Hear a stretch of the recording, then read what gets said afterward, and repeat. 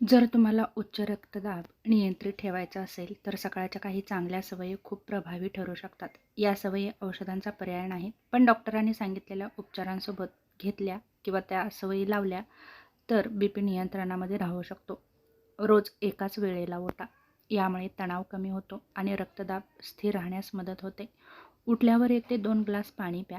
रात्री शरीरात पाण्याची कमतरता होऊ शकते, त्यामुळे सकाळी पाणी पिलं की हायड्रेशन होतं आणि रक्ताभिसरण सुधारतं.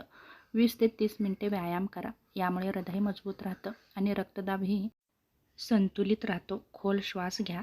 5 ते 10 मिनिटे दीर्घ श्वसन केल्यामुळे रक्तदाबावर त्याचा सकारात्मक परिणाम होतो. 15 ते 20 मिनिटे सूर्यप्रकाशामध्ये बसा.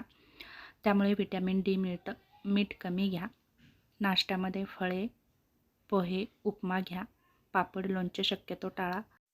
त्याचप्रमाणे केळी, संत्री, पालक, नारळ पाणी यांचा आहारामध्ये नक्कीच समावेश करा. किडनीचा आजार असेल तर डॉक्टरांचा सल्ला नक्कीच घ्या. त्याचप्रमाणे सकाळी तणावपूर्ण बातम्या किंवा मोबाईल टाळा. उठल्या उठल्या नकारात्मक बातम्या बघू नका, यामुळे ताण वाढतो.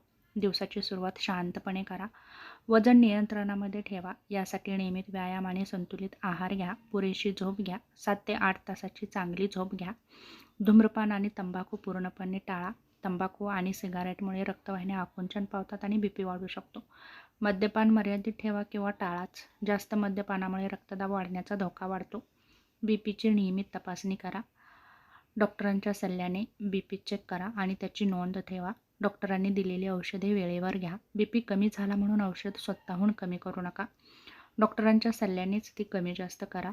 कॉफी जास्त पिऊ नका. चहा आणि कॉफीमुळे बीपी वाढू शकतो. जर तीव्र डोकेदुखी असेल, छातीत दुखत असेल, श्वास घ्यायला त्रास होत असेल, कमी दिसत असेल, एका बाजूचा हात किंवा पाय कमकुवत झाल्यासारखा वाटत असेल, तर नक्कीच डॉक्टरांचा सल्ला घेणं खूप महत्त्वाचं आहे. आणि ही लक्षणं दिसत असतील आणि रक्तदाब तुमचा 180 किंवा 120च्या आसपास असेल, तर नक्कीच वैद्यकीय मदत घेणं गरजेचं आहे. पण सकाळच्या या सवयीमुळे बीपी कधीच वाढत नाही असं नाही.